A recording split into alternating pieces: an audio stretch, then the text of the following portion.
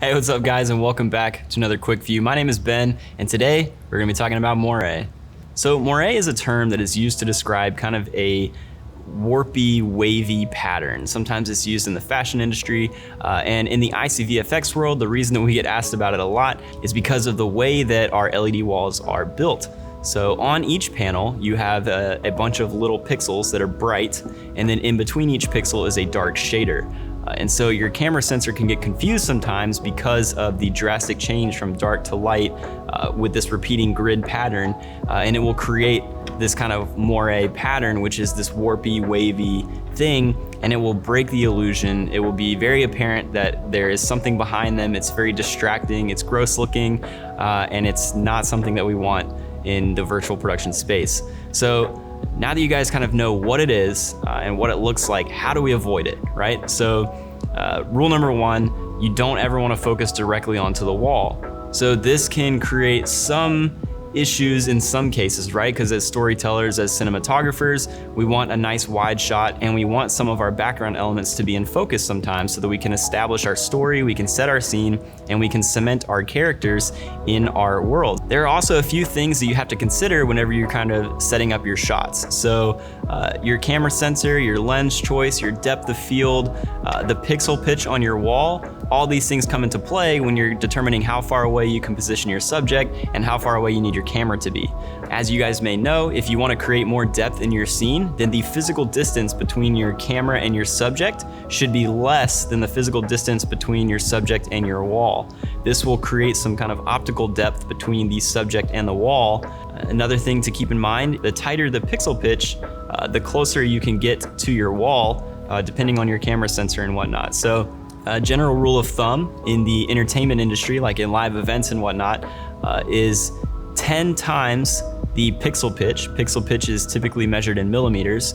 10 times the pixel pitch in feet is how far away the average person with 20/20 vision needs to stand before they will not see the individual pixels. Your eye's probably not going to pick up a moire pattern, but you won't be able to see the physical pixels, so the whole image will kind of blur together and it will just look like a seamless backdrop. That's again for the human eye. Camera sensors are a little bit different. They can see in much higher resolution. You can use a tighter lens to look like you're right up on that object from very far away. So you always want to use your depth of field and position your camera and subject in a way that the pixels on the wall are always out of focus, and this will help kind of blur and blend them together. Another cool thing about the ICVFX world is that you do have the option to use anamorphics.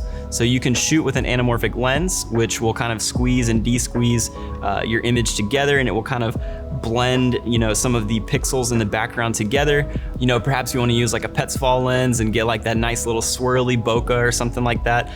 You can use that in our world, in the ICVFX world, because you don't have to worry about, keying anything and compositing or anything like that. You can just capture your scene optically in camera, and it just spits it out. It's basically, what you see is what you get. So whatever you guys are seeing in camera with whatever lens you're using, that's your final image, and it's gonna come out that way when you bring it into your computer. So it's pretty cool. If you guys want to see a good example of what moire looks like, just take out your phone, point it at your computer screen, your TV monitor, anything that's a bunch of small pixels like that, and get kind of close to it and try and take a photo. And eventually you will see this weird kind of grid texture pattern appearing on your phone screen.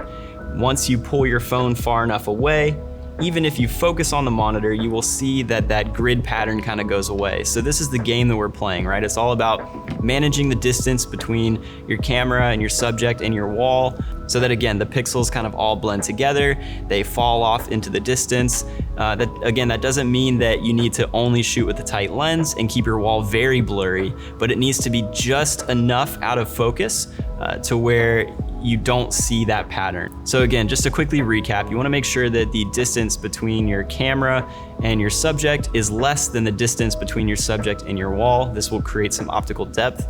You wanna choose a lens that might allow you to open up to a wider f-stop. This will create some more depth of field and kind of help blur those pixels together. you're open to using a Petzval lens, anamorphic lenses, any kind of creative lens that kind of helps blend these things together. And then last but not least, if you are in a situation where you have control over what type of panels you're gonna be using, you may want to opt for a tighter pixel pitch, something like maybe a 2.5. This will allow you to get a little bit closer to your wall if you need to. But again, as long as you're managing those distances, then you guys should be good to go. So that's all I have for you this week. Hope you enjoy it. Please be sure to hit that subscribe button, and I'll see you guys in the next one. Peace.